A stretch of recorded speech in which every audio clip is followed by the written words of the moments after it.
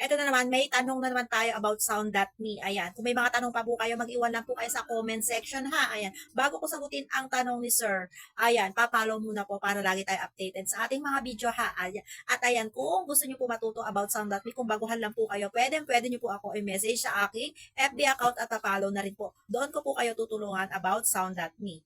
Ma'am, tanong ko lang, bakit parang ayaw po ng sounds? Ganito po lumilitaw. These sounds isn't available. Depende po ba yan sa location natin? Nasa Guam kasi ako now. Paki-help. Ayan sir, sasagutin ko na po ang tanong nyo ha. Ayan.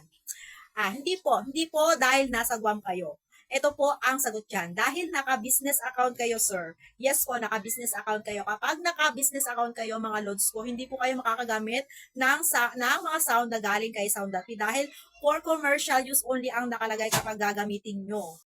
Kaya naman much better mga loads ko. Mag-change kayo. Business account to personal account. Yes, mag-personal account na kayo mga madam mga loads ko. Para hindi po ganito ang lalabas sa inyo yung this sound isn't available. Ayan, mag-personal account na lang po kayo.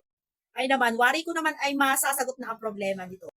So ayun, sana po nakatulong tong aking short video na to ha. Ayan, kung bago lang po kayo, ayan, papalo na rin po ha. Ayan, and download the app kung gusto nyo po kumita sa mga video nyo ha. At use my code to get more higher campaign. Ayan, papalo na.